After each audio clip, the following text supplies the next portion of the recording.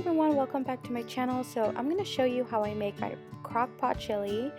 I'm going to start by heating up some garlic and olive oil. I'm going to add the meat. Again, you can modify this to the as many pounds as you're making. Right now I'm making 2 pounds of ground beef because that day I was having people over and the rest of the people wanted to eat chili dogs, so I made a lot of chili. Chili is one of my favorite things to eat. It's very versatile. You can use it for a lot of things. I just want to semi-cook this, not fully cook the meat. I just want to make sure I get all basically the fat out of it, just kind of coat it a little bit. I don't want to fully put it in completely raw inside the crock pot. And every time I've done this where I semi-cook it before I put it in, it just takes out all the delicious flavor out of the meat. As you can see right here when it's boiling, you could see all the fats and all the good things of the meat, and all that it is going to go in the crock pot. So you want to preheat your crock pot depending on how long you want to leave it.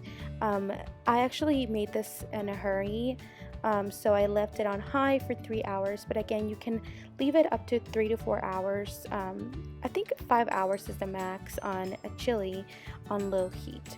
So I started to add my ingredients. I add dried oregano, a lot of cumin. I think I added about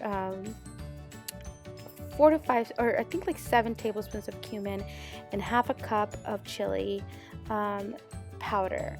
I added the other half, so I added 1/2 of chili powder, and then the other half I added later as I was cooking it, because I don't know, I always done that and it seems to always work for me. Again, I added you don't want to miss out on the salt and pepper, because otherwise it's going to come out very bland. I did add a lot of more things to it than I normally do. I added a little bit of more garlic powder.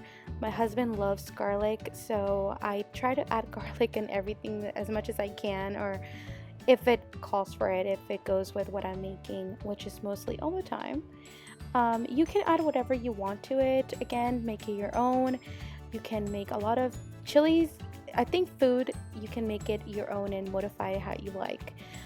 I did add a lot of pepper. I am a huge fan of pepper, so I try to add pepper if I can, a lot, but this time I did add a lot, because pepper, if you add a lot of it, it gives it a little heat, so I did also add later on I added some cilantro. This is 1 can of green chilies. You want it with the juice. It gives a lot of dimension to it, and a can of diced tomatoes. It is a little more heavy on the carbs than I usually would like on my meals, but again, this does not have beans in it, so it is lower than a regular chili. You want 1 can of tomato paste. The only thing, again, this chili is the chili that I make sometimes when I make it for just my husband. The only thing that I'm keeping out, again, is the beans, but when I do make it for my husband, I do add the beans to it. So again, you can add the beans if you're not on the keto diet. You're more than welcome to do so, or you can make 2 batches, one for you and one for your loved ones. I've done that before, so there's no problem with that. Again, I added dry cilantro because, again, the Mexican in me I think just can't help herself, and I did add a little bit of cayenne to it because I like the taste, and a little bit of chili flakes, again, to pump up the heat. So I want to just give it a good stir. A lot of times when you're in the crock pot, I forget to stir it, and then I leave it and it's a huge big mess.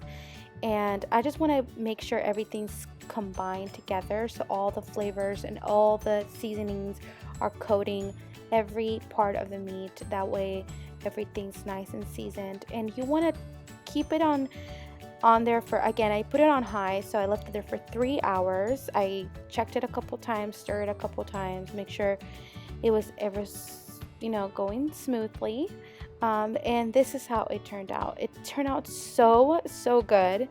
I couldn't even tell the difference that the beans were not there. I did add a little bit of avocado on top and a little bit of cheese, and that's how I ate my chili.